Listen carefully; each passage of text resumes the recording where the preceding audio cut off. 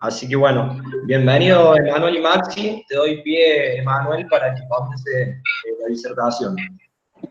Bueno, muchas gracias, José, por la presentación. Buenas tardes a todos y, bueno, muchas gracias al Ateneo también. Voy a compartir pantalla.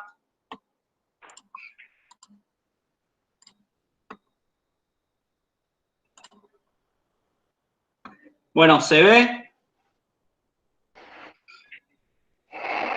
Sí, Emma, se ve. Bueno, perfecto. Bueno, un poco la charla que vamos a ver hoy va a ser lo que es manejo nutricional en la crianza artificial de terneros, todo lo que es la etapa de guachera. Me está acompañando Maximiliano Gervino, también un técnico comercial de Conecar.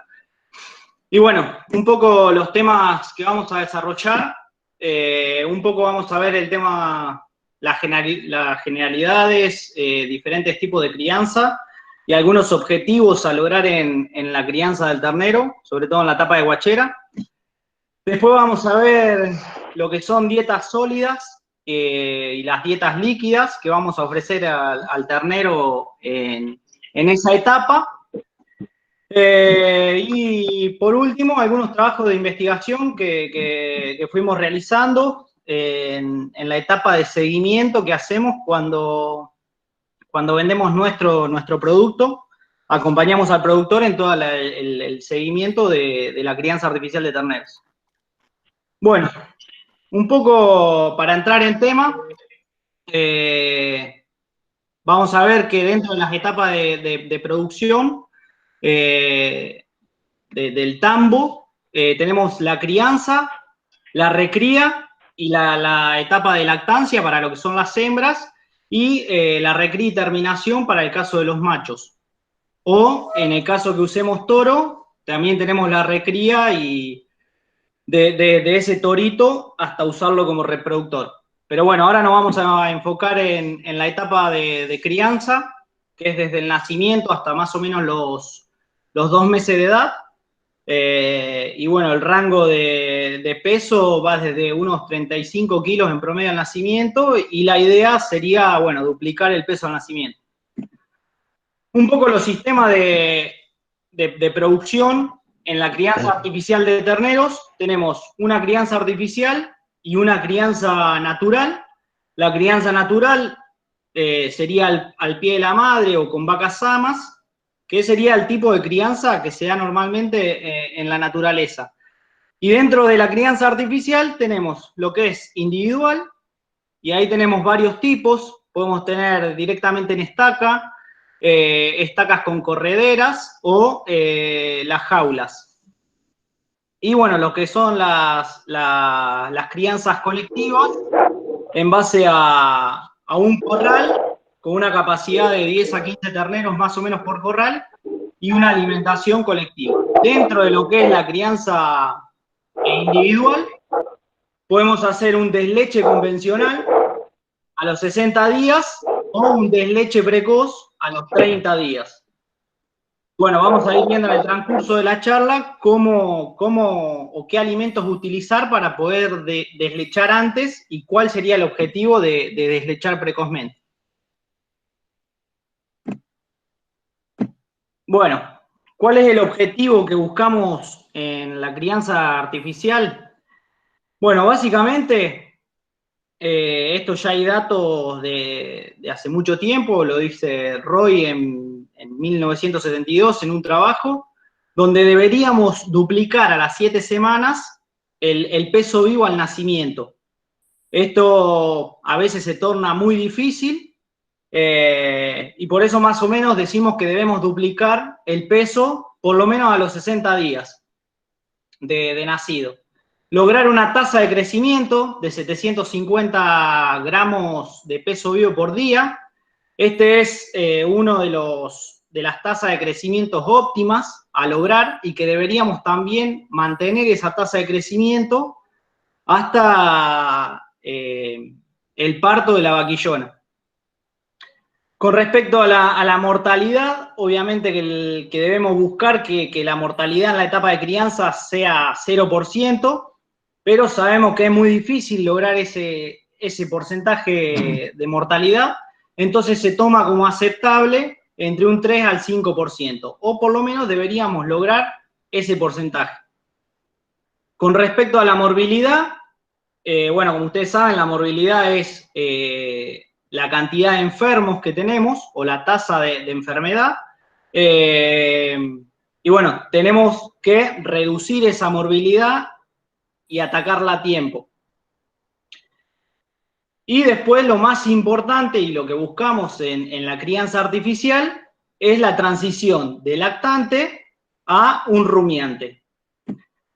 En esta transición, bueno, acá podemos ver lo que es el sistema digestivo, los diferentes preestómagos de una ternera al nacimiento, donde el 30% lo conforman entre el rumen y el retículo, y el 70% restante lo conforma el omaso y el abomaso. En esta etapa, que se la denomina de prerrumiante o de lactante estricto, dura más o menos hasta la tercera semana, 2 a 3 semanas, y bueno, es la etapa más crucial y crítica para el ternero porque la mayoría de los nutrientes o la totalidad de los nutrientes se va a proveer a través de la leche que nosotros le brindemos. Después tenemos una etapa de transición, que es esa etapa donde el ternero empieza con una ingestión de alimento sólido y empiezan los cambios morfológicos de su aparato digestivo, donde empieza a aumentar el tamaño del rumen y el retículo. Esto lleva a cambios morfológicos y funcionales en toda la digestión del rumiante y en la transformación del rumiante. Y bueno, este proceso de transición nosotros también, más allá de que lo que buscamos es desarrollar el rumen, también buscamos el desarrollo de la flora microbiana dentro del rumen, que va a ser quien digiera después en un futuro, en un rumiante estricto, toda la alimentación que nosotros le vamos a dar. Y con respecto a los cambios funcionales o cambios metabólicos, tenemos que desarrollar el rumen, que es el lugar donde va a producir toda la absorción de nutrientes a través de sus papilas ruminales. Entonces nosotros lo que vamos a buscar en esta transición es desarrollar lo más rápido o hacer lo más rápido posible esa transición de prerrumiante a rumiante funcional.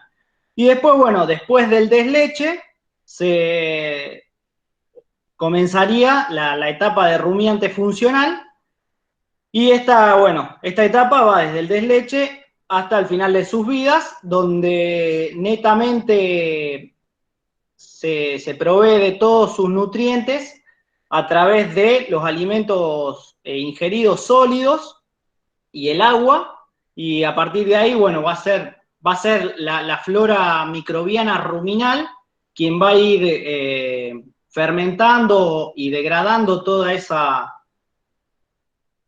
alimento para obtener los nutrientes para la vaca. Bueno, pasando ya a lo que es la alimentación de los terneros en la crianza artificial, vemos acá los requerimientos de un ternero con respecto a su consumo. Por ejemplo, para un ternero de 35 kilos de peso al nacimiento, tiene un requerimiento de 1,5 megacalorías de energía metabolizable por día y un requerimiento de proteína bruta en gramos de 29 gramos de proteína bruta por día. Estos, obviamente que a medida que va aumentando la ganancia diaria de peso, mayores son los requerimientos y mayor debe consumir. Para dar una idea, nosotros aportando 4 litros de leche, estamos alrededor de un consumo de 500 gramos de materia seca, con una leche de 12,5% de sólidos totales, y estaríamos más o menos en una ganancia entre 300 y 400 gramos. Y bueno, después acá están los requerimientos para un ternero de 40 y 45 kilos con las diferentes ganancias diarias de peso. Bueno, pasamos ahora a lo que es la alimentación del ternero. Vamos a comenzar con lo que es la dieta líquida y después vamos a pasar a lo que es la dieta sólida. Con respecto a la dieta líquida, tenemos que tener una aclaración que en la etapa de lactante estricto o de prerrumiante, el ternero dijimos que se provee netamente de la leche, por lo menos hasta las 2 o 3 primeras semanas, y en la toma de leche lo que hace naturalmente es tomar de la teta de la vaca y en ese momento se produce la formación de una gotera esofágica que conecta el esófago directamente con el omaso y el abomaso, salteando el rumen y el retículo. Esta formación de la gotera esofágica se logra gracias a diferentes componentes de la leche, principalmente los azúcares, y a la actitud de mamar.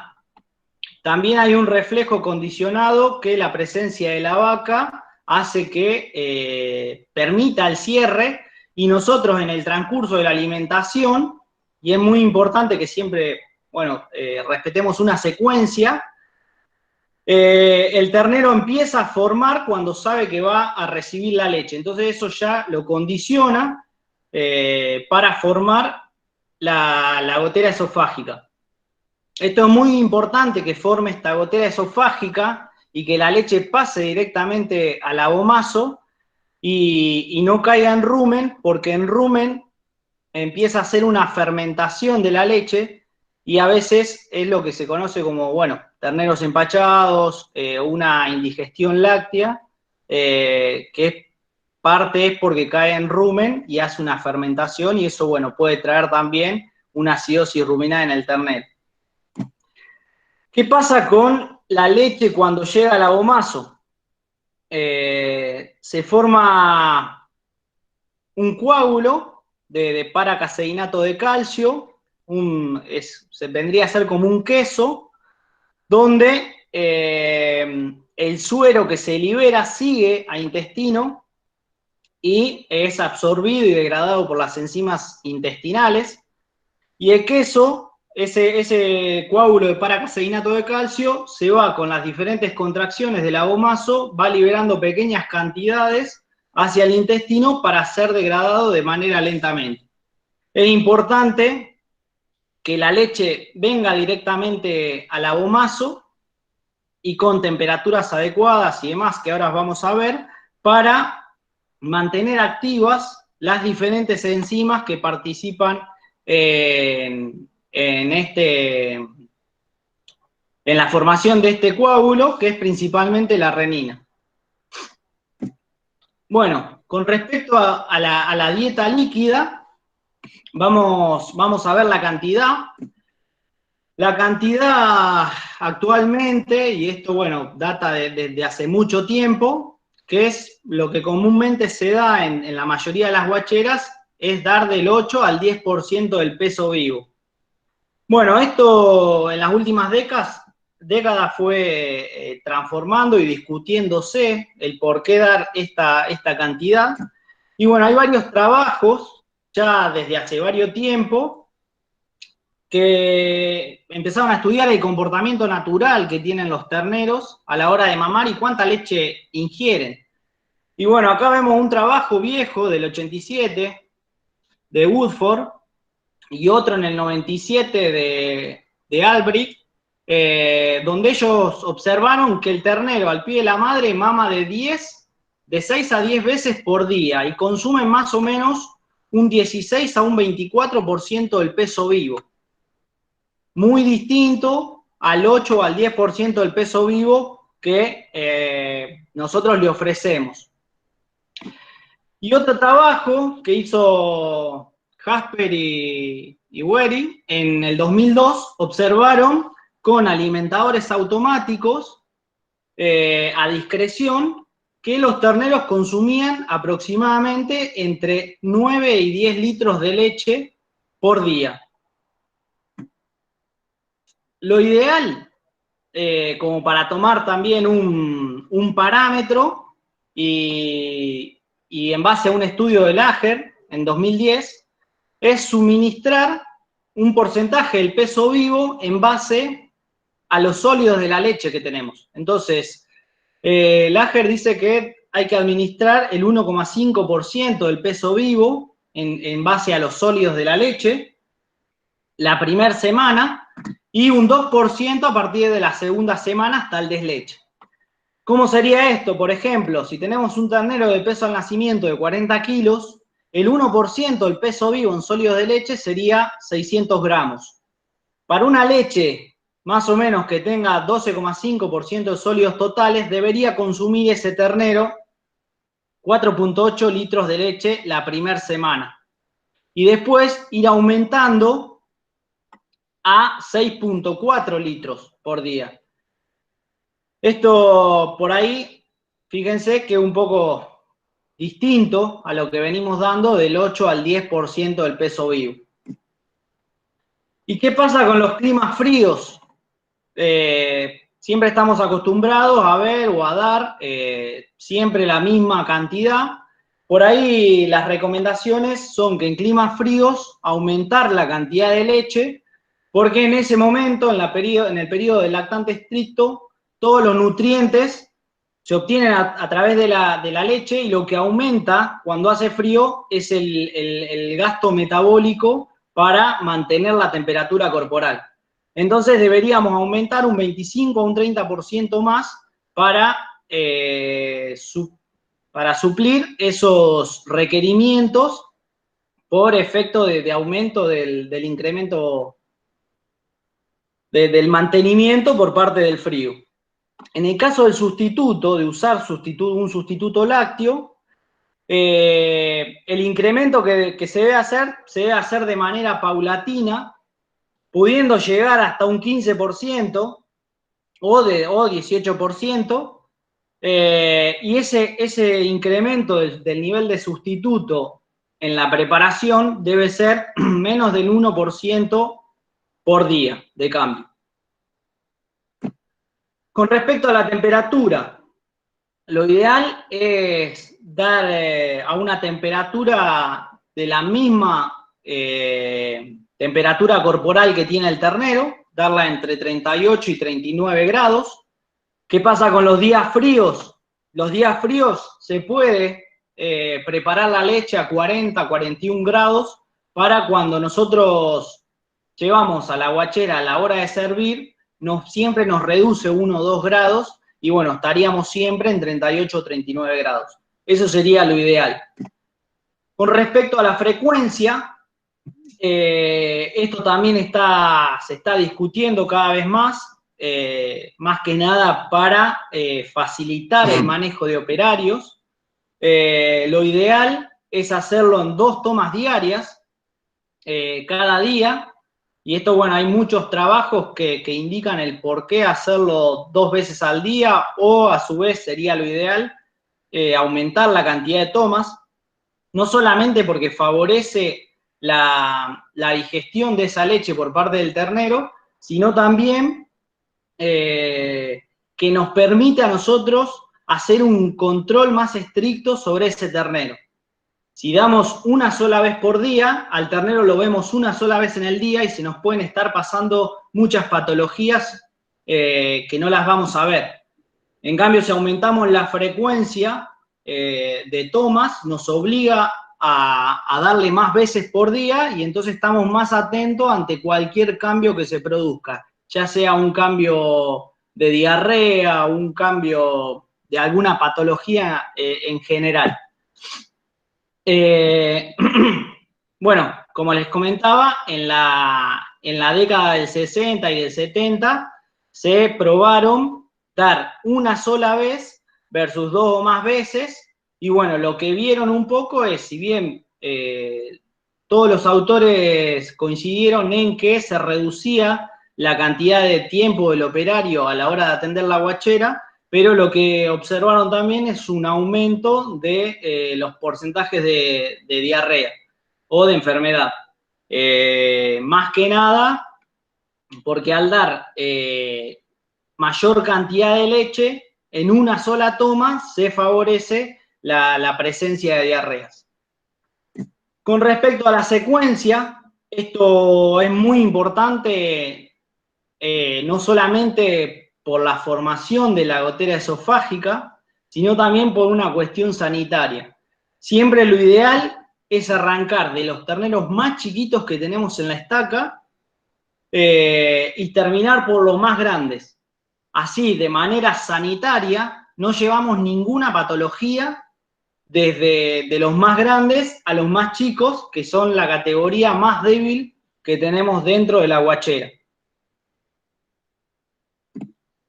Con respecto a la forma de dar esta dieta líquida, como todos saben, tenemos a través de tetinas, con esto en caso de guacheras comunitarias, hay con diferentes formatos, donde generalmente la capacidad que tiene cada tetina es alrededor de 3 litros, o algunos vienen con mayor capacidad, vienen de diferentes modelos. Y la otra forma, o la más tradicional, es la darlo a través de baldes. ¿Cuáles son las ventajas y desventajas de uno?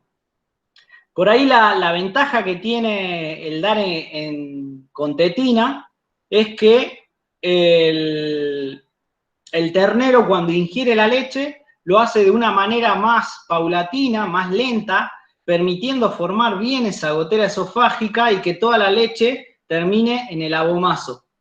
Entonces esto también nos permite a nosotros dar grandes volúmenes de leche de esta forma. Y nos aseguramos de que toda la leche va a ir directamente al abomazo. También la ventaja que tiene el dar con tetina es que los terneros no pierden el reflejo de mamar. Entonces se acostumbran a mamar la tetina y no maman otras cosas que en el caso de guacheras comunitarias se ponen a mamar o las tetas rudimentarias de otras vaquillonas, o se maman la cola o las orejas de otros terneros. Entonces, de esta manera evitamos evitar esa costumbre de que el ternero tiene que mamar y que se acostumbre a la tetina. Entonces, el reflejo lo mantiene. Ahora, ¿qué pasa con el sistema balde? Con el sistema balde estamos por ahí limitados con la cantidad de leche que vamos a dar. Primero, porque el ternero toma mucho más rápido esa leche. Por ahí, si damos grandes volúmenes, automáticamente observamos un efecto de diarrea por sobrecarga de leche. Puede hacer, en terneros que no están bien acostumbrados, puede hacer falsa vía y hacer una broncoaspiración, yendo contenido de leche a los pulmones y favorecer en algunos casos se hace una broncoaspiración, conlleva la muerte, y en casos menores termina en un caldo de cultivo que va a favorecer a un proceso de neumonía. Y también al tomar en grandes cantidades, no es el mismo efecto de cierre de gotera esofágica que logra la tetina, y caen grandes partes de leche al rumen, produciendo la fermentación, y desde chiquito ya empieza con un timpanismo, con procesos de acidosis. Bueno, con respecto a la dieta líquida, tenemos diferentes tipos de dieta líquida que podemos ofrecer. En primera instancia tenemos el calostro, que es lo que debería tomar todo ternero apenas nace, y la leche de transición. Tenemos la leche entera, el sustituto lácteo para reemplazar a la leche entera, leche no comercializable, que es toda aquella leche de desecho, de descarte, leche que el mercado no acepta. porque no está sanitariamente correcta para consumo humano. Y no nos podemos olvidar, y muy importante, el tema del agua. Bueno, con respecto al calostro y la leche de transición, acá esta es una tabla donde muestra las diferentes concentraciones, tanto de caseína, de globulinas, de grasa, lactosa, sólidos totales, que presenta el calostro y cómo va variando esa, o cómo se va pasando ese calostro a leche a través de las horas. Esto es a través de los diferentes ordeñes. Entonces, observen acá cómo al parto, en el ordeñe después del parto, ya tenemos una alta concentración de globulinas, que va a ser nuestro primer sistema de defensa para el ternero. Acuérdense que la placenta de la vaca no le aporta inmunoglobulinas al ternero a través de la gestación, y el ternero aporta la mayor cantidad de inmunidad a través de su primer toma de calostro.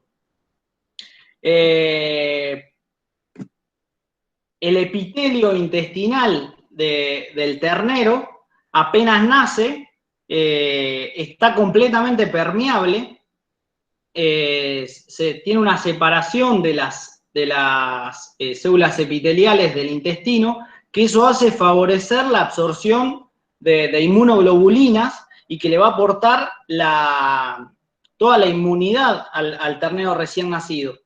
Por eso es importante y asegurarse de que el ternero recién nacido calostre por lo menos 2 litros dentro de las primeras 6 horas. Esa permeabilidad del epitelio comienza siendo un 100% al nacimiento y va disminuyendo esa separación entre células epiteliales a medida que pasan las diferentes horas. Y ya se reduce un 70% la permeabilidad alrededor de las 12, 18 horas, y después de las 24 horas ya se vuelve impermeable. Por eso, como regla general, lo ideal sería aportar el 10% del peso vivo en calostro. Mientras más calostro demos, mejor, pero lo recomendado es un 10% y dar por lo menos la mitad de ese 10% en las primeras 6 horas. Y el resto de la mitad, o sea, la otra mitad, darla en lo que queda de las otras 6 horas restantes. Por lo tanto, ese 10% lo debería tomar en las 12 horas de nacido. Después, el resto de la leche de transición la podemos, si tenemos la posibilidad de obtener esa leche de transición, dársela a los terneros más chicos que tenemos en la guachera para aportar mayor cantidad de nutrientes a ese ternero. Y con respecto a la permeabilidad que vengo hablando del intestino, hay que ser muy prolijos en la higiene a la hora de extraer ese calostro. ¿Por qué? Porque en esa apertura las moléculas de inmunoglobulina son bastante grandes, y también si nosotros damos una leche contaminada o no respetamos bien las normas de higiene, que va a hablar un poco Maxi después al final, también estamos ingresando bacterias dentro que pasan directamente de la luz intestinal al torrente sanguíneo. Entonces, por ahí, por querer hacer ser riguroso con darlo lo más rápido posible, terminamos también infectando al ternero. Por eso siempre lo primordial es la higiene. Después pasamos a la leche entera. Esta es la composición de una leche, o de la mayoría de las leches que obtenemos del tambo, tienen esta composición. Algunos tienen más porcentaje de grasa, otros menos. Pero bueno, esto es más o menos un estándar. Tienen aproximadamente entre un 12,5% porcentaje de sólidos totales, y esto hablando siempre de razas Holstein o Holanda argentino. En el caso de otras razas como Jersey, Pardo suizo, el nivel de sólidos totales es mayor, llegando hasta un 15%, con mayores niveles de grasa. Y bueno, recordemos que la energía en un lactante estricto la toma a través de la grasa de la leche y a través de la lactosa. Y bueno, el nivel proteico también va a favorecer. Acuérdense que también el nivel de grasa que tiene la leche y la grasa que nosotros le aportemos al ternero hace de vehículo para el resto de las vitaminas liposolubles. Así que bueno, un poco esto es para mostrar la composición de la leche y siempre dar una leche de excelente calidad al ternero. Con respecto a los sustitutos lácteos, el sustituto lácteo vendrían a reemplazar la leche y para el productor es una fuente láctea muy buena y que le permite al productor vender el excedente de leche que tiene un precio mayor a lo que es el sustituto lácteo. ¿Qué tenemos que tener presente de los sustitutos lácteos? Esta es una composición que deberían tener los sustitutos lácteos, tanto en proteína, en grasa, en fibra. Y bueno, ahora vamos a ver un poco con el tema de la proteína. Tenemos sustitutos lácteos, donde la proteína, lo ideal es que sean de origen animal, esa proteína. ¿Por qué? Porque aporta más cantidad de aminoácidos esenciales. Dentro de los sustitutos tenemos con 100% de componente lácteo en su composición, y hablamos de componente lácteo donde están elaborados por leche en polvo, suero, y otros derivados de la industria láctea, o que tienen algún porcentaje de componente lácteo, como un 70, un 75, 80% de componente lácteo, y el resto se aporta a través de proteína vegetal. Principalmente lo que más se usa es harina de soja micronizada. Con respecto a la grasa también puede ser de origen animal a través de los cebos o la grasa blanca, que tiene una mayor digestibilidad y es mejor aprovechado por parte del ternero, o grasas de origen vegetal, como son los diferentes tipos de aceite. Uno de los más utilizados es el aceite de coco, y bueno, tiene menor digestibilidad y ahí entra a jugar la cantidad de ácidos grasos saturados y poliinsaturados. Pero bueno, esos son un poco los niveles de grasa que debemos, o que sería ideales tener en un sustituto. La fibra cruda, el máximo que debería tener un sustituto es el 2%, y esto, la cantidad de fibra bruta nos va a indicar en un sustituto lácteo cuánta cantidad de componente no lácteo tiene. Por ejemplo, lo ideal es que tengan menos de 0,2 a 0,5% de fibra, y eso nos va a indicar que es un sustituto lácteo con 100% de componente lácteo. Mayor a eso nos está indicando que hay fibra que no es de origen lácteo, sino que es de origen vegetal. Entonces, los sustitutos donde vemos con 1%, 1,2% de fibra cruda es porque presentan soja o algún derivado de un subproducto de soja para la elaboración de este sustituto. Con respecto también a esas oleaginosas que utilizamos para el aporte de proteína, tenemos que tener en cuenta también el nivel de factores antinutricionales.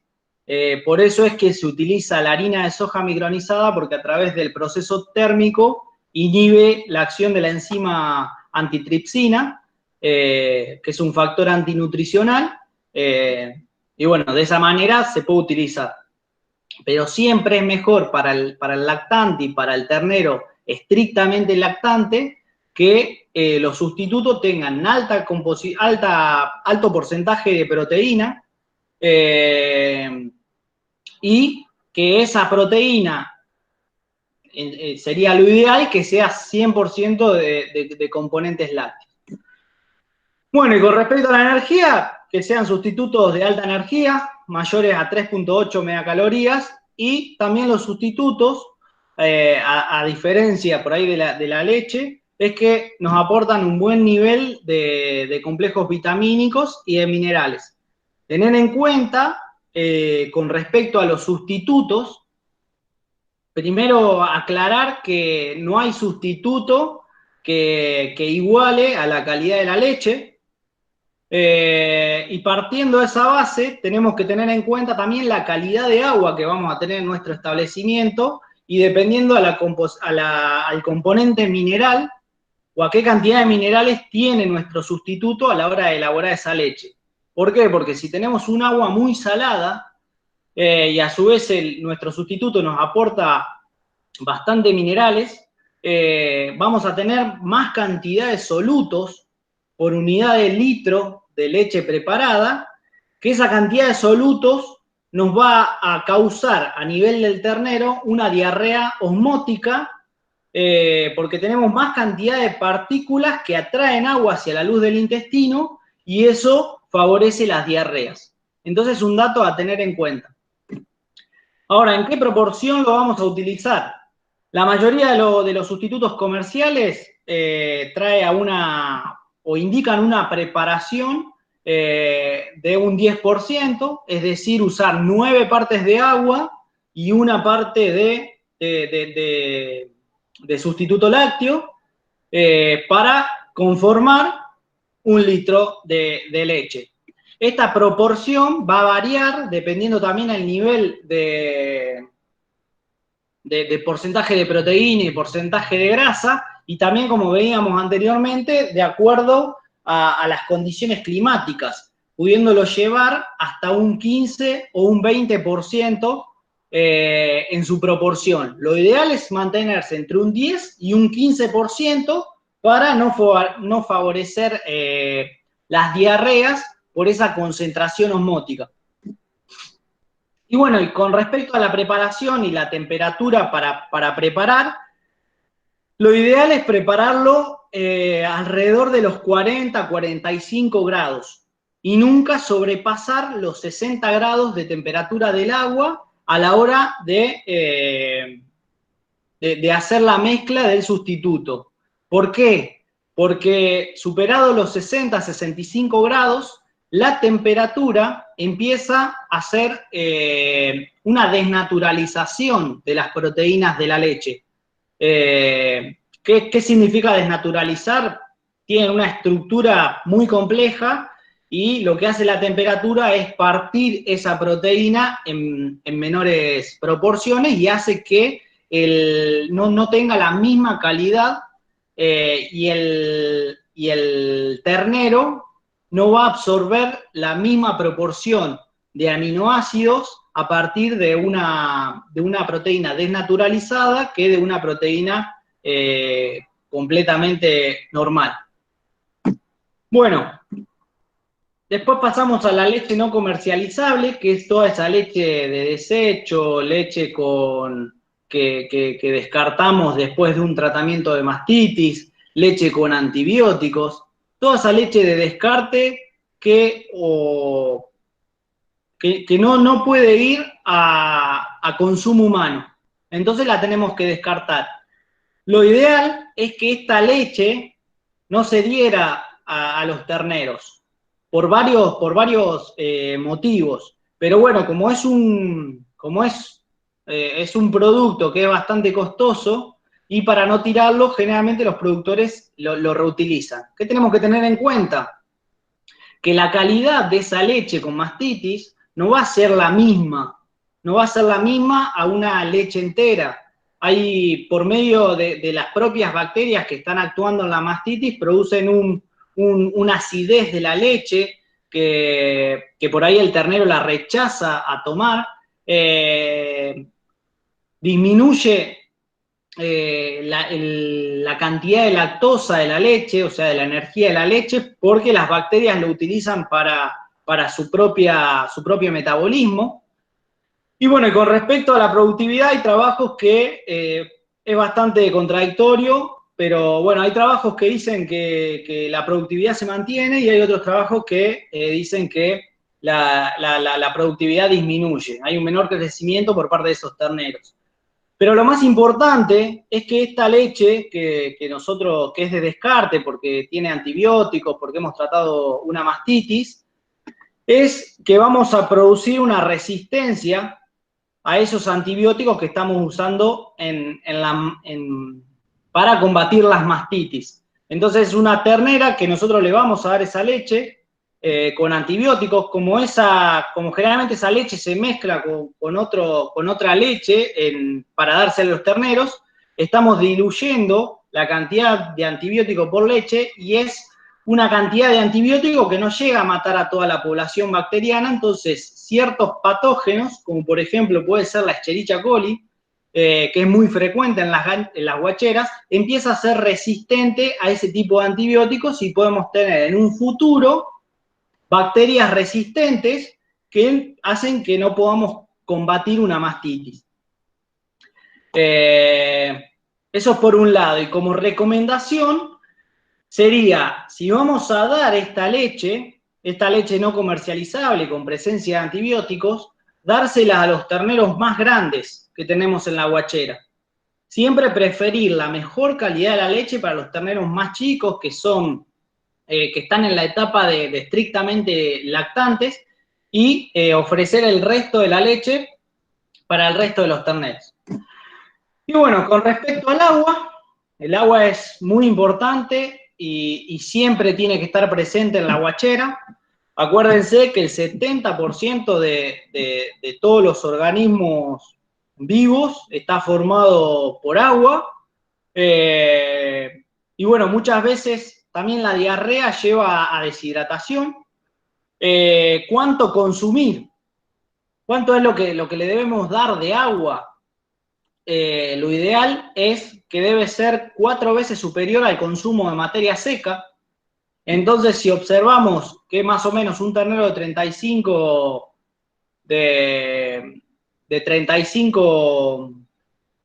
kilos de peso al nacimiento consumía alrededor de 500 gramos de materia seca, nosotros por lo menos deberíamos ofrecerle para ese ternero recién nacido 2 litros de agua para tener por día.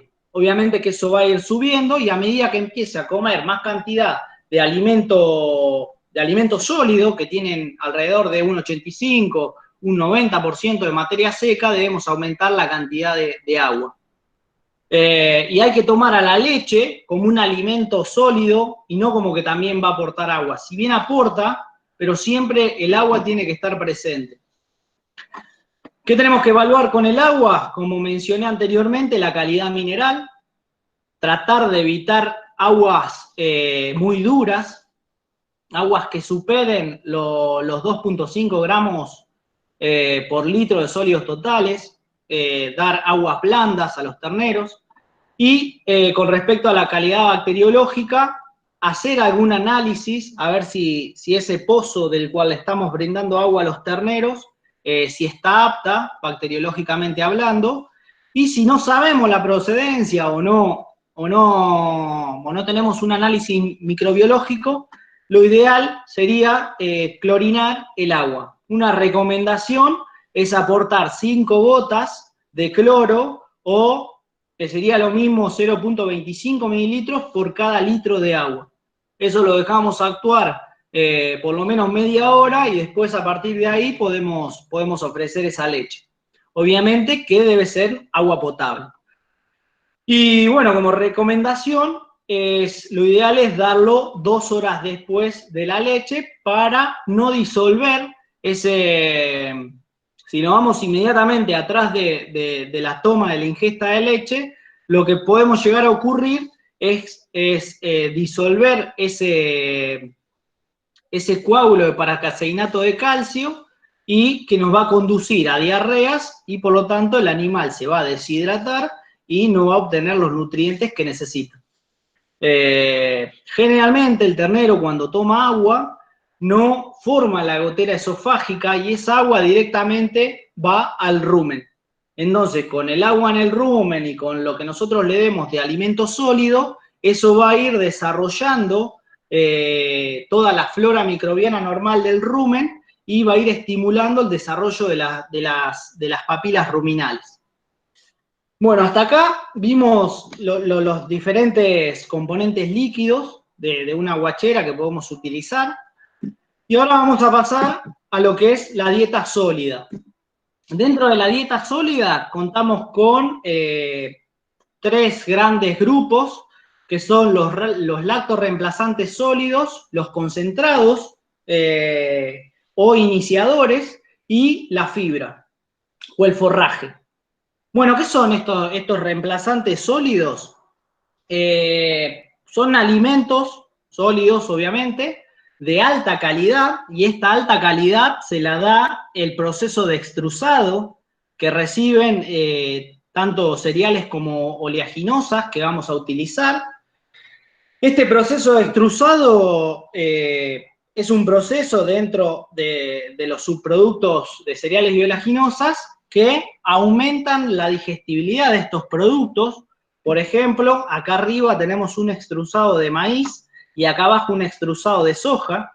El proceso de extrusado es un tornillo que va haciendo avanzar el material, lo va prensando y lo va haciendo pasar a través de diferentes temperaturas y termina saliendo por un orificio muy pequeño donde el cambio de esa temperatura y el cambio de presión a la presión atmosférica hace que se rompan todas las estructuras que ligan a los diferentes nutrientes, ya sea a los almidones o a la proteína, y la dejan más disponible para las bacterias que empiecen a actuar.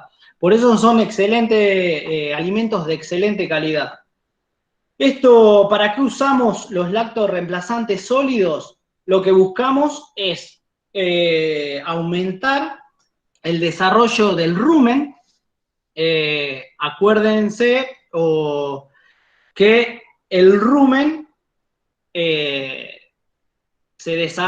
lo que buscamos nosotros es desarrollar las papilas ruminales, tanto en tamaño como en longitud, que va a ser nuestra fuente de absorción de nutrientes, y los nutrientes principalmente que va a absorber va a ser los ácidos grasos volátiles, que después, tanto el acético propiónico butírico, que después eso le va a servir al animal y a través de esa fuente de energía le va a servir al animal para proveerse de energía para su metabolismo. También hay un intercambio a través de la pared ruminal de todo lo que son minerales y algunas vitaminas, pero principalmente participa en la absorción de los ácidos grasos volátiles que van a pasar a formar parte de la glucosa. Y en el caso de una vaca adulta van a formar parte de la glucosa y de la grasa butirosa que va a ir a formar la parte de la leche. Entonces lo que buscamos con estos alimentos que tienen una alta disponibilidad de nutrientes y que las bacterias lo comienzan a utilizar muy rápido, es desarrollar toda la parte de absorción, toda la parte funcional del rumen, lo más rápido posible. Estos lactorreemplazantes se utilizan también en lo que es el desleche precoz. Como mencioné al principio, teníamos un desleche convencional, que es alrededor de los 60 días, y el otro método es el desleche precoz, para deslecharlo alrededor de los 30-35 días. Para deslecharlo a ese momento usamos estos lactorreemplazantes sólidos. Entonces, al deslecharlo antes, también lo que nos permiten es una optimización del tiempo del personal, porque tenemos menos tiempo del personal que está dedicando a dar leche, más o menos le daría leche a la mitad de los terneros, si lo pensamos, y también da una optimización del crecimiento de los terneros, porque lo que estamos haciendo es la etapa de transición, hacerla lo más corto posible, a los 30, 35 días dejar de tomar leche y que ya directamente arranque a comer todos componentes sólidos y ya transformarlo directamente en lo que va a ser un rumiante estricto. Después tenemos los alimentos concentrados, los iniciadores. Estos alimentos, perdón, me olvidé de nombrar algo importante, es que estos lactoreemplazantes vienen de diferentes estructuras, pueden venir de manera destruzado, ya sea en forma de daditos, en forma de esferas, dentro de un peleteado, pero bueno, son todas formas físicas que el ternero siempre prefiere, esa forma física a comparación de una forma en harina. Bueno, pasando a lo que es los alimentos concentrados, los iniciadores que conocemos comúnmente como productos comerciales, la fuente de energía mínimo debería ser de 3 megacalorías de parte de esos iniciadores.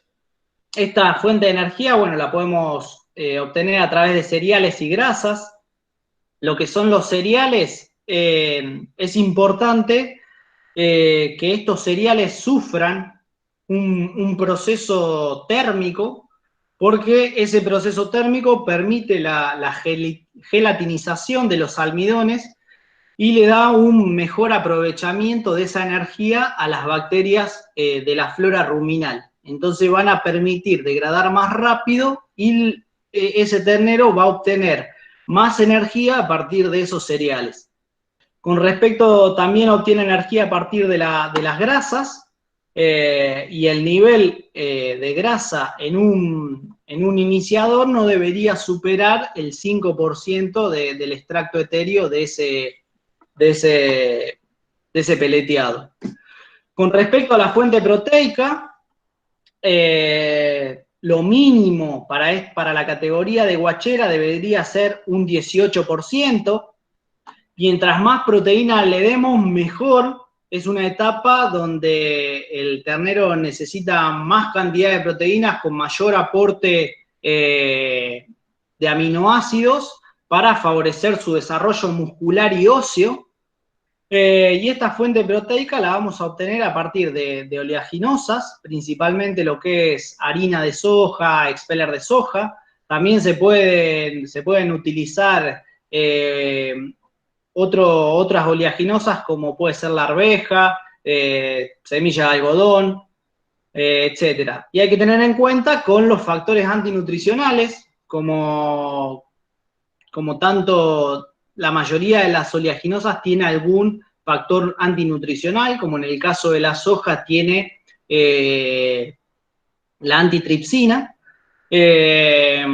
Bueno, a través de los procesos térmicos rompemos esa enzima y lo hacemos más seguro para la categoría de terneros. Y después la fuente de fibra dentro de ese alimento concentrado, lo ideal es que tenga una fibra en detergente ácido del 6 al 20% y una FDN o fibra en detergente neutro del 15 al 25%. Esta fibra, ¿cómo se la vamos a dar? A partir del heno molido, una cascarilla de soja o un afrechillo de trigo. Estos pequeños niveles de fibra van a ir haciendo estimular toda la pared ruminal, favoreciendo los movimientos ruminales. Y por último, dentro de los alimentos sólidos tenemos el forraje. Para la categoría de terneros, podemos dar, bueno, rollos o fardos.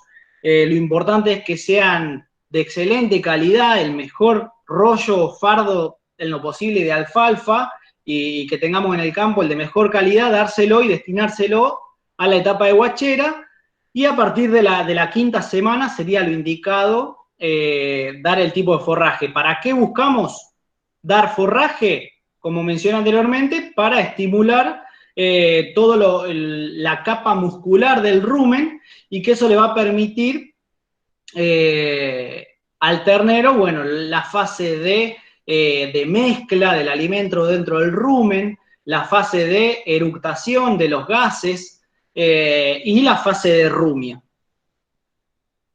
Entonces, vamos a tener que los alimentos, tanto los lactorreemplazantes como los alimentos concentrados, lo que buscamos es que sea una fuente concentrada, porque tenemos en poco volumen grandes cantidades de energía y de proteína, y con esto lo que buscamos es que a través de esa energía y de sus ácidos grasos volátiles que van a producir las bacterias, nos fomenten el desarrollo de las papilas ruminales, que van a ser las encargadas después de absorber esos ácidos grasos volátiles, que van a ser posteriormente la energía para esos terneros.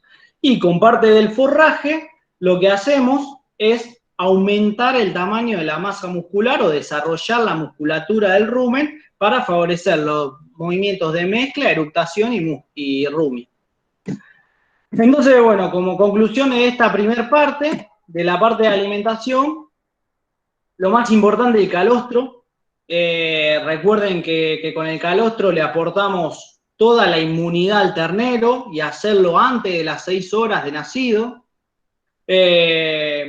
Durante las primeras semanas, y esto deberíamos hacerlo para toda la etapa de guachera, dar alimentos de excelente calidad. Si tenemos que gastar un poco más, gastémoslo, pero sabemos que después estamos alimentando nuestra futura vacillona, que nos va a dar excelentes resultados en producción de leche en su primera lactancia. Entonces, como mínimo, 18% de proteína y 3 megacalorías de energía metabolizable. Con el tema del agua, dar siempre, que el ternero siempre tenga a disposición y que sea él el que quiere decidir cuándo tomar y cuándo no. Que ese agua sea potable, que sea limpia y que sea que no tenga, o que sea microbiológicamente correcta. Y dar con la indicación de 2 horas después de la leche. Hacer un control continuo de enfermos y hacer animal que está enfermo, atenderlo rápidamente. Hay diferentes métodos para atender a diferentes enfermedades que, bueno, no son motivo de esta charla. Y después también hacer una evaluación y seguimiento productivo. De manera de pesar los terneros al nacimiento, pesarlos al mes, ver si estamos llegando a ese objetivo de 750 gramos de aumento diario por día. Lo mínimo de aumento diario debería ser 500 gramos para poder duplicar el peso a nacimiento en 60 días. Entonces, bueno, esas son un poco las conclusiones. Y ahora vamos a pasar a los diferentes ensayos y pruebas de seguimiento que fui en parte desarrollando yo y otros integrantes del equipo técnico de Conecar. Uno de los primeros ensayos que fue para desarrollar el producto de preiniciador ternero, que es nuestro lactorreemplazante sólido. En este caso, bueno, este es el alimento, el nombre es el Pronter dentro del programa nutricional que tiene la empresa, con todos los alimentos para la etapa de guachera. Uno de ellos es nuestro lactorreemplazante, que es el preiniciador ternero, con un 24% de proteína bruta y 3.5 megacalorías por kilo, y un extracto etéreo de 8%. Después, otro de los productos usados en el ensayo es bueno, un concentrado, un iniciador con 22% de proteína, elaborado, bueno, obviamente a partir de harina de soja y maíz. Y bueno, tiene un 22% de proteína, tiene 3.1 megacalorías de energía metabolizable y un extracto etéreo de 4%. Y el resto de componentes de macrominerales, microminerales y vitaminas. Bueno, ¿Cuál es la técnica de leche precoz? Que un poco veníamos hablando con la utilización de los lactorreemplazantes, en este caso nuestro alimento preiniciador, y este protocolo fue el que se usó en el ensayo que les voy a mostrar a continuación. El alimento o el lactorreemplazante debe suministrarse desde el primer día que el ternero entra a la guachera. Obviamente que no va a comer y siempre aportar pequeñas cantidades, alrededor de 100 gramos, de 100 a 200 gramos la primera semana, y después ir manejándolo a voluntad. A razón de lectura de comederos, si uno observa que entregó el alimento y que el ternero al otro día, cuando vamos a dar, se lo comió todo, le damos un poquito más a lo que le dimos el día anterior. Y de esa manera vamos aumentando el consumo. Durante el primer mes, o sea, durante las primeras 4 semanas, aportar leche. En este caso, en los ensayos dimos 4 litros de leche y agua a discreción 2 horas después de suministrar la leche. En la cuarta semana, reducimos la toma a la mitad, a 2 litros, y en la quinta semana hicimos el desleche. Lo ideal es que por lo menos durante la cuarta semana ya esté consumiendo alrededor de 800 gramos de este lactorreemplazante, del preiniciador, para poder hacer el desleche. Y a la quinta semana vamos haciendo una transición entre el alimento preiniciador y el alimento iniciador. Obviamente, agua a voluntad. Después de la sexta semana en adelante, se corta el suministro preiniciador y se sigue con iniciador. Y la presencia de fardo, de excelente calidad siempre, a partir de la cuarta y quinta semana. Bueno, en este ensayo que hicimos en el 2009 fue evaluar el preiniciador, cómo modificaba la estructura del rumen y cómo era ese crecimiento de papilas. Entonces se agarró un grupo de terneros, se lo alimentó con preiniciador y se hizo un sistema de desleche precoz. Y otro grupo de terneros se alimentó de la manera convencional, con desleche a 60 días. Entonces, a través de los diferentes, todas las semanas se iba matando un ternero de cada grupo para ir haciendo las diferentes comparaciones. De 1 a 2 terneros se iban sacrificando y se iban evaluando tanto a nivel macroscópico la estructura de los diferentes preestómagos y a nivel microscópico el crecimiento de las papilas ruminales. Entonces acá observamos que la curva negra o marrón oscuro, dependiendo cómo lo vean, es la curva del preiniciador del grupo 1 y la curva naranja es la curva del grupo 2 o con desleche convencional, con utilización del iniciador. Bueno, observen que la primera semana, donde es netamente lactante estricto, no hay variaciones en cuanto al tamaño y el crecimiento de las papilas a lo largo de las papilas ruminales, pero a partir de la primera semana empieza a haber un crecimiento. Ya en la segunda semana es un 100% el crecimiento a comparación del grupo 2 o con grupo con desleche convencional, alimentados con iniciador. Y bueno, después va siendo un 50% superior, pero vemos que el desarrollo del preiniciador produce un mayor largo de papilas ruminales. En la cuarta semana se hace el desleche, vemos que cae el desarrollo del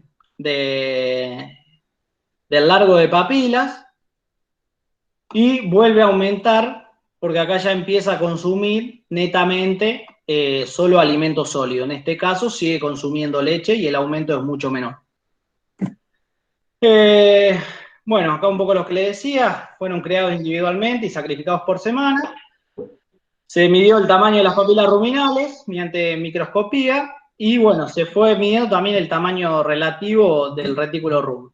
Entonces ahora vamos a ir viendo, este es el sistema, los preestómagos de la primera y segunda semana, donde hay más o menos entre el retículo rumen es un 30-35% y un 70% tanto abomaso y abomaso juntos. Vemos, bueno, cómo se va desarrollando, empieza a desarrollar el rumen en las diferentes semanas, empieza a ocupar mayor tamaño el rumen a comparación del abomaso. El abomaso crece de manera más lenta. Y bueno, ahí vemos que a las 7 semanas ya el retículo rumen tiene alrededor de un 60-65%, el omaso un 20-25% y el abomaso tiene un 15%. Generalmente en el ensayo no se vio un mayor crecimiento del tamaño, no hubo una diferencia significativa entre el tamaño de un grupo con el otro, pero sí lo que hubo una diferencia significativa fue en el largo de las papilas ruminales. Como lo mencioné en el primer gráfico. Y bueno, esto es un poco la macroscopía. Fotos de la mucosa ruminal y la mucosa del retículo en la primera y segunda semana. Luego ahí en la tercera semana empieza ya a aumentar el tamaño. Estas son todas fotos del grupo que recibió el preiniciador con desleche precoz. Ya la cuarta semana ya se empieza a evidenciar un notable crecimiento de lo que son las papilas ruminales y las papilas del retículo, todas sus vellosidades. Y bueno, ahí vemos cómo empieza a tomar volumen, que todas esas papilas van a ser sitio de absorción de todos nuestros nutrientes que le brindemos en la ración. Este es un ensayo que hicimos en un tambo en Carlos Pellegrini, donde comparamos también o medimos el desleche precoz versus un desleche convencional. La particularidad de este ensayo es que eran terneros criados en guacheras comunitarias, donde el grupo fue aproximadamente 15 terneros por grupo, y acá tienen el plan de alimentación. Obviamente el grupo 1, que fue criado con desleche convencional a 60 días, recibió alimento iniciador al 22% desde el primer día, a voluntad y a lectura de balde o de comedero, hasta los 60 días. Y la leche en este caso fue 4 litros el primer mes y 6 litros hasta el final. Y la última semana, cuando se hizo el desleche, se dio solamente 2 litros por ternero por día. En el caso del grupo de desleche precoz, obviamente la alimentación fue distinta, se dio a voluntad desde el primer día, pero hasta la quinta semana. Y logrando, veíamos que debía llegar a por lo menos un consumo de 800 gramos. ¿Cómo hicimos la medición de consumo? Bueno, la idea fue midiendo la cantidad de bolsas que entregaban por día. Entonces, a partir de eso íbamos viendo qué consumo tenía. Y dependiendo si dejaban alimento en el comedero o no. Y bueno, obviamente después a partir de la quinta semana y mezclándolo en la quinta semana un 50% con el preiniciador, el iniciador del 22, a voluntad hasta el final, hasta el desleche.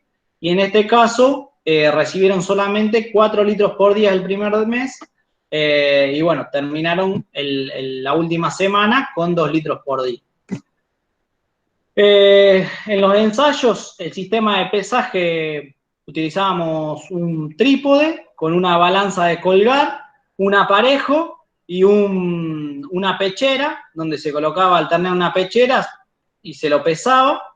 Y hacíamos el pesaje al nacimiento y al nacimiento o en el momento que íbamos, si había una diferencia de edad de aproximadamente entre 3 y 5 días, Y después pesábamos al día 30 y al día 60. En el caso del ensayo en Carlos Pellegrini, este era el sistema, eran aproximadamente 15 terneros por corral, donde tenían rollo, pero este rollo era básicamente a forma de reparo, un comedero dentro del corral y la leche se la proveían a través de un sistema de balde con tetina. Y en el resto de los ensayos, bueno, generalmente eran con sistema aval. Bueno, un poco los resultados de este ensayo, más o menos el peso al nacimiento, esto cabe aclarar que eran todos machos, en este caso, en este ensayo. El peso al nacimiento fue de 44 kilos para el lote de desleche precoz y 40 kilos para el lote de desleche convencional. Ahí fue la fecha promedio de nacimiento, fecha de desleche y demás. El peso promedio a los 60 días fue de 95 kilos versus 75 kilos, y el aumento diario, la ganancia diaria, en base a los días que pasaron en ensayo, fue de 787 gramos para el lote de desleche precoz y de 570 gramos para el lote de desleche convencional. Y bueno, y bajo este mismo análisis también hicimos un análisis económico. Esto yo lo actualicé a lo que serían más o menos valores de hoy, ya me quedé corto porque una leche de 17,50 hoy está casi 18,50. El kilo de iniciador un 21 pesos y 57 pesos el kilo de preiniciador. Y bueno, acá vemos el costo de alimentación por ternero. Es más económico en lo que es el costo por ternero, se reduce casi 1.182 pesos en este ensayo. Y el costo por kilo ganado se reduce un 47%. Básicamente el efecto más grande lo hace la leche. Ustedes piensen que consume un desleche convencional 240 litros de leche por ternero en toda la etapa, si damos 4 litros por día, y en el caso del desleche precoz consume la mitad. Entonces, básicamente, esa es la principal diferencia. Y obviamente estos aumentos diarios mayores se dan por mayor consumo de alimento que se obtiene posterior al desleche. Entonces, bueno, es bastante interesante. En este ensayo también miramos un poco la cantidad de casos de diarrea. Había una veterinaria encargada ahí del establecimiento, iba llevando el control, y del lote 1, que fue el lote de leche convencional, todos los terneros tuvieron en un momento de su etapa de crianza diarrea, y el 7% repitió esa diarrea. Y en el caso del desleche precoz, solamente el 50% obtuvo diarrea. Entonces, también no solamente tuvo una mejor ganancia de peso, sino que sanitariamente fue superior. Este es otro ensayo que realizamos ahí en la zona de Sintra con un productor el año pasado. En este fueron menos cantidad de terneros y el sistema de crianza fue individual y con estaca. Acá hubo la mitad hembras y la mitad machos. Y bueno, más o menos los kilos de ingreso fue alrededor de los 34 kilos aproximadamente, y terminaron con alrededor de 60 kilos. Igualmente, fíjense que el objetivo de la guachera siempre es duplicar el peso al nacimiento, y en este caso no lo lograron duplicar. Si bien la cantidad de días en el ensayo fueron 54 días, por ahí podría faltar una semana más, pero bueno, no lograron duplicar el peso al nacimiento y las ganancias diarias fueron aceptables. Fue mayor la ganancia diaria en el caso del desleche precoz, en el uso del preiniciador, fueron 100 gramos más por ternero. Y en el caso bueno, la alimentación, obviamente, es alrededor de 1.400, 1.200 pesos menos en comparación de un sistema con otro, y el costo del kilo ganado se reduce un 97%. También estos son datos actualizados a hoy. Y bueno, básicamente desde la empresa lo que hacemos es no solamente vender un producto, sino también hacer un seguimiento. Y bueno, esto es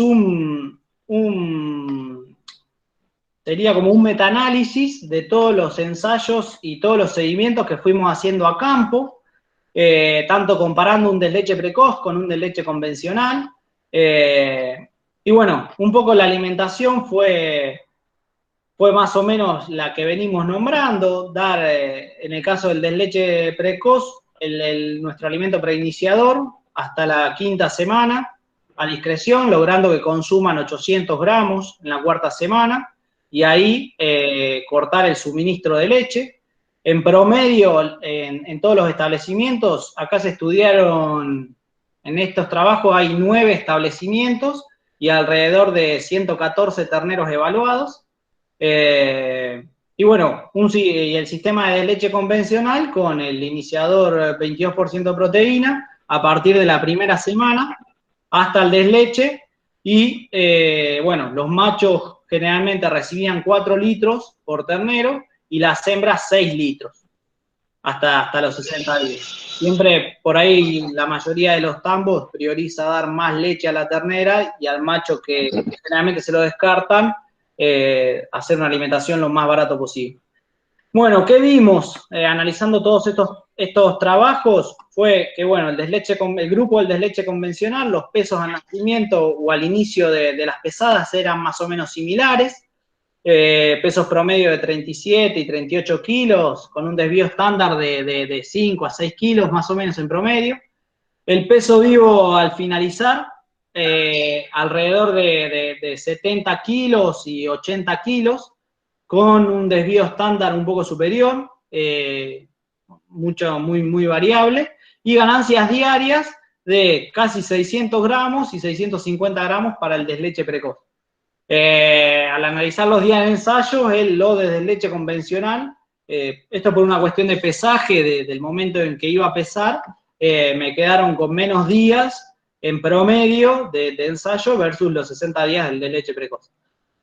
Si bien tienen buenas ganancias diarias de peso, en algunos no llegan, por lo menos estos días de ensayo, a duplicar.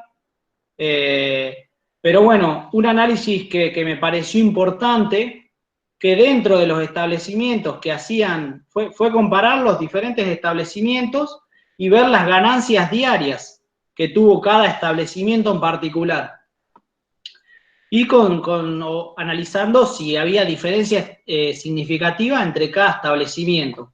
¿Qué encontramos? Que en lo que fue desleche convencional no hubo diferencias significativas entre los establecimientos evaluados, y en los que usaron el desleche precoz hubo una diferencia significativa, un valor de P menor a 0,01. Esto indica que hay diferencia entre establecimientos, y la principal causa, si bien es el mismo alimento que se usó en todos los establecimientos, la principal causa que observo fue una cuestión de manejo.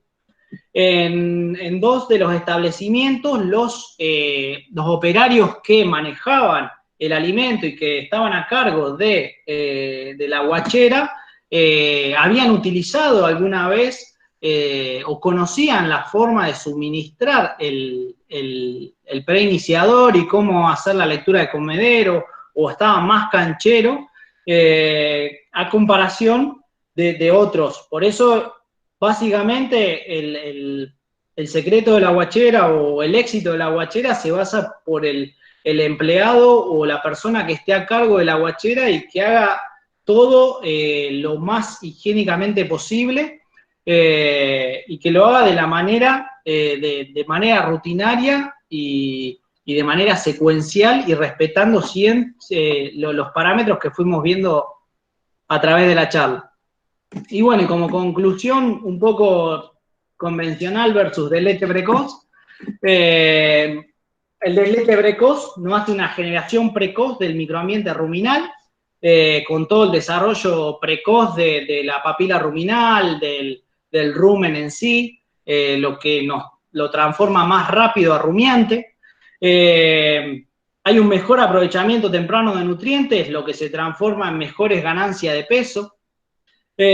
Bueno, obviamente se acorta la etapa de lactante, entonces vamos a tener ahorro de trabajo o esa persona que está dedicada puede dedicarse o a curar animales o a observar o a mantener la limpieza de la guachera. Menor costo de producción, porque ahorramos básicamente la mitad de la leche. Y bueno, fundamental, manejo, manejo y manejo. Debemos hacer en la guachera todas todo exactamente a la perfección, lo más higiénicamente posible y respetar todas las temperaturas, el tipo de leche a dar, la secuencia, la frecuencia, dar agua, para lograr tasas de mortandad bajas, baja mortabilidad y buen crecimiento de peso. Y bueno, ahora va a seguir Maxi. Maxi, te doy ingreso para que, bueno, va a hablar un poco de la importancia de la higiene en la guachera. Bueno, en primera medida, buenas noches a todos. Quiero agradecer a la gente de la zona rural por permitirnos exponer hoy a los participantes y bueno, y felicitar a mi colega Emanuel por la charla muy completa que ha dado. Yo siempre que trato de saber algo de guachera, me parece que no está de más y es muy importante agregar el tema de la higiene. Para simplificarlo y no ser muy profundo y que se haga muy densa la charla, tomo unos puntos críticos que personalmente me parece que son bastante importantes. El primero, bueno, es en el momento de tensión del parto, donde es fundamental la desinfección de los utensilios que vamos a utilizar, como por ejemplo cadenas, cualquier elemento que tengamos y que usemos comúnmente. Lo posible, en el caso que se pueda, tener un espacio exclusivo para las hembras que están en trabajo de parto. Así vamos a tener un mejor monitoreo y vamos a disminuir mucho de microorganismos en el piso, en el suelo.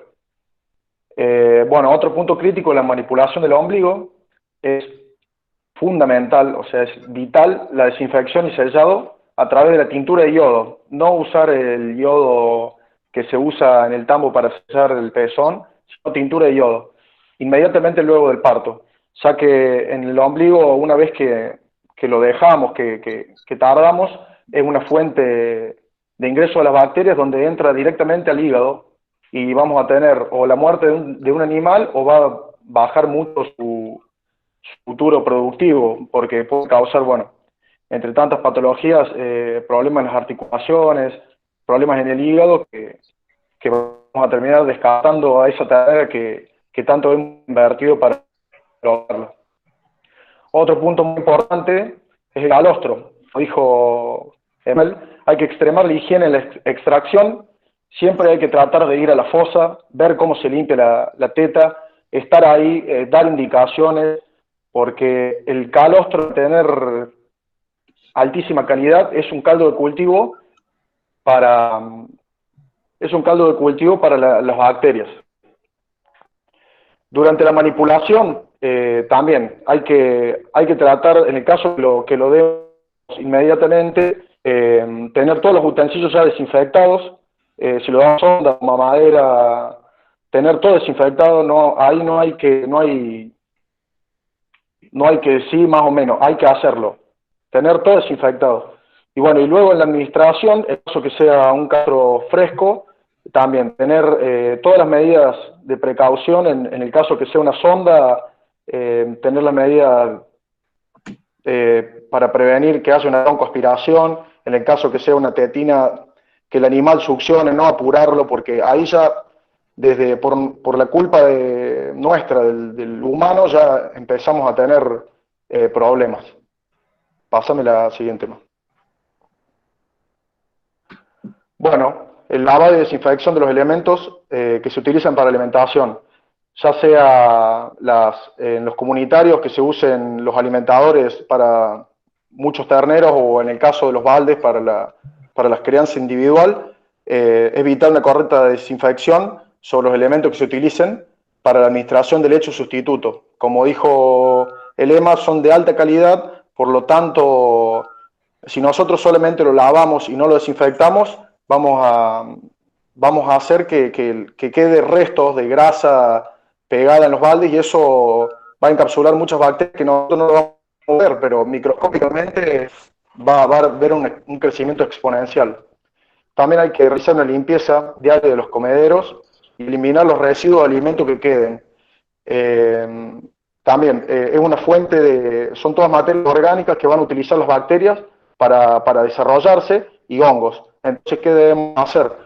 De un día al siguiente, nosotros si ve que quedan restos de alimentos o de la mañana a la tarde, no hay que tirar el alimento fresco encima del alimento que quedó, sino hay que sacar ese alimento, porque siempre va a quedar en el fondo, ahí vamos a tener problemas, por ejemplo, de hongos que hagan micotoxina, y los terneros al no tener mucha defensa, no es lo mismo que la vaca lactante, sino que podemos causar grandes problemas.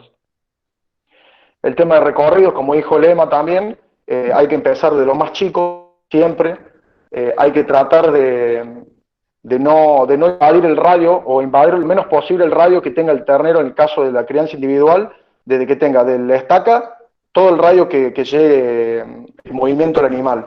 ¿Por qué? Porque nosotros vamos a ir, sin darnos cuenta, vamos a ir llevando materia fecal de un ternero al otro, entonces ahí nosotros somos los causantes de las diarreas.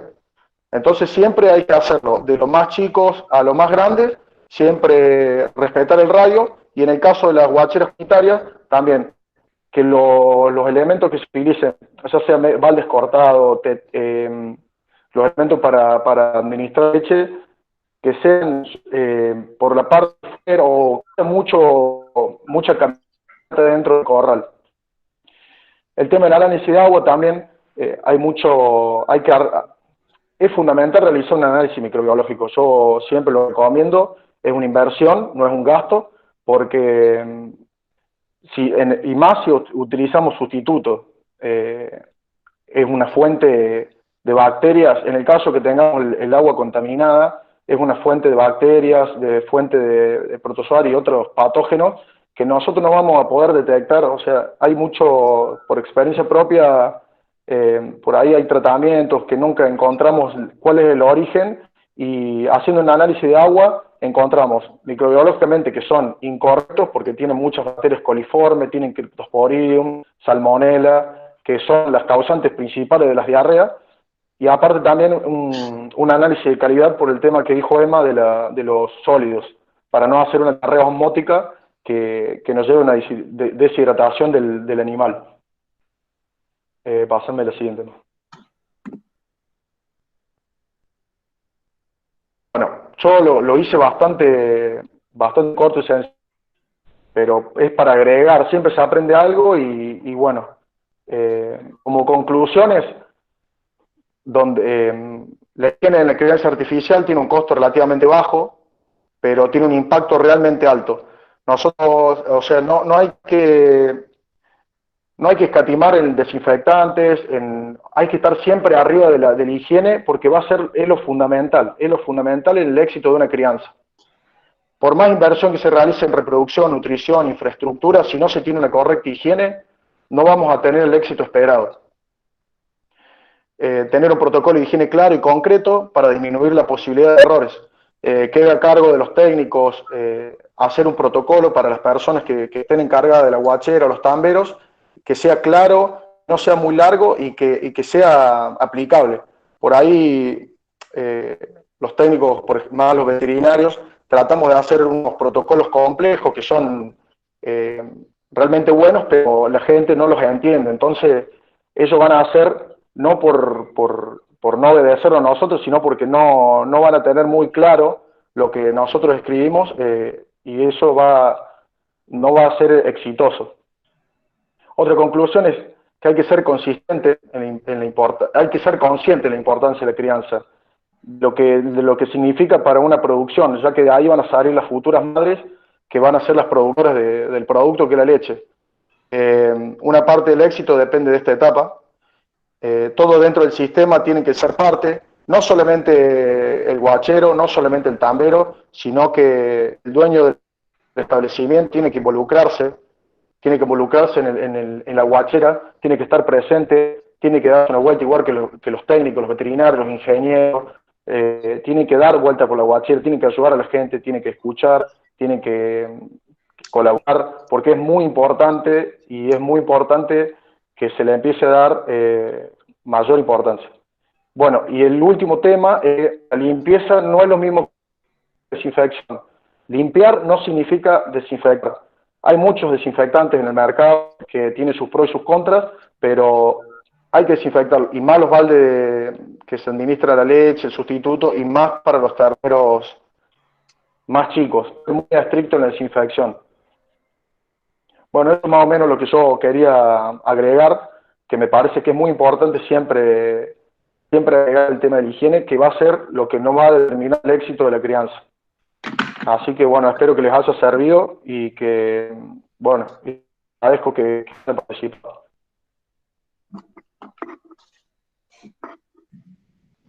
Bueno, Maxi, Emma, muy bien la disertación, muy interesante.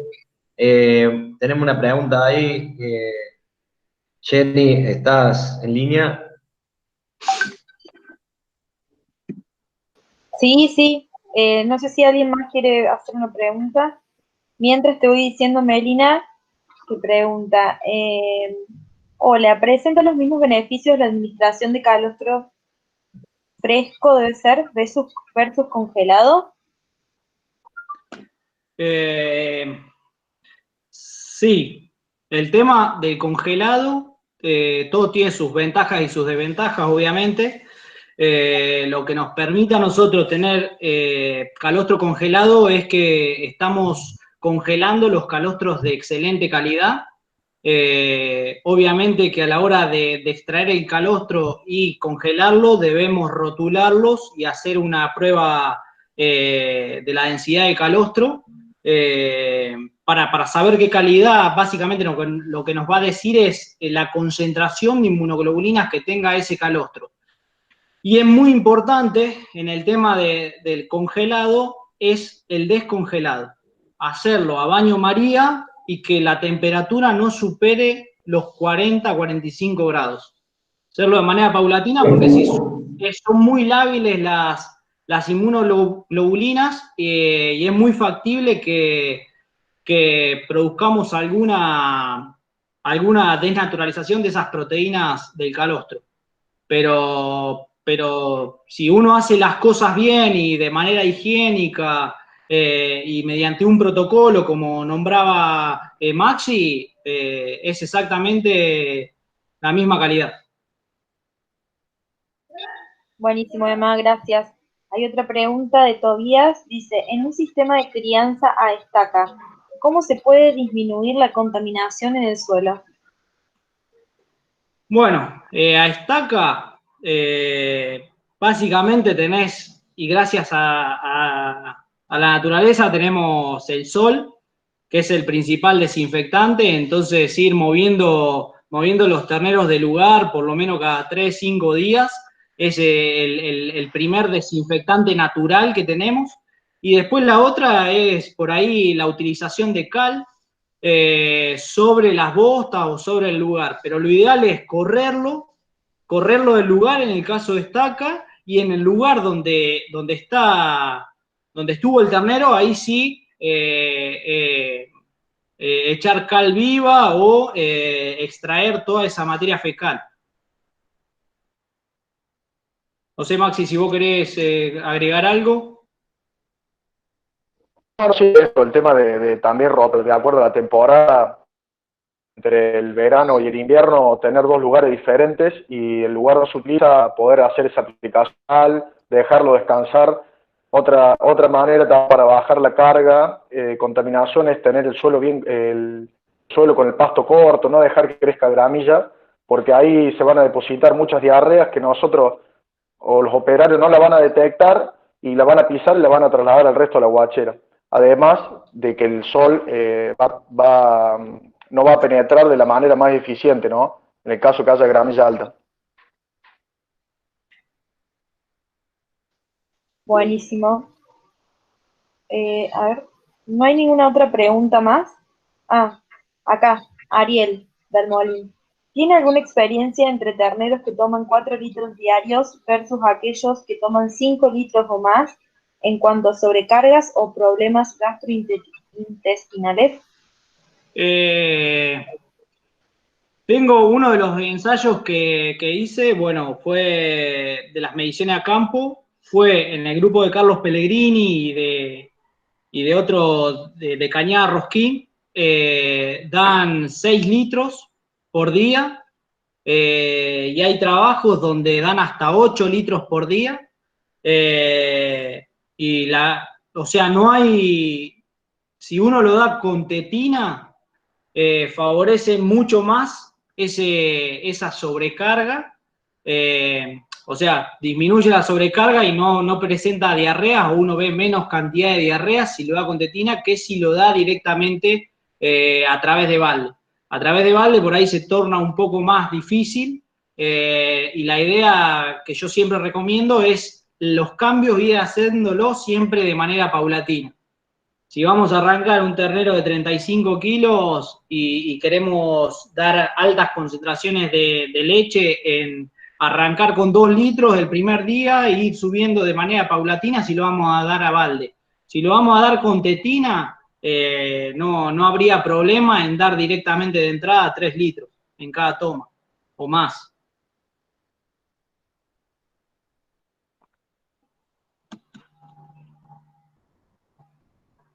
Buenísimo. No hay más preguntas. No sé si alguien más quiere preguntar algo.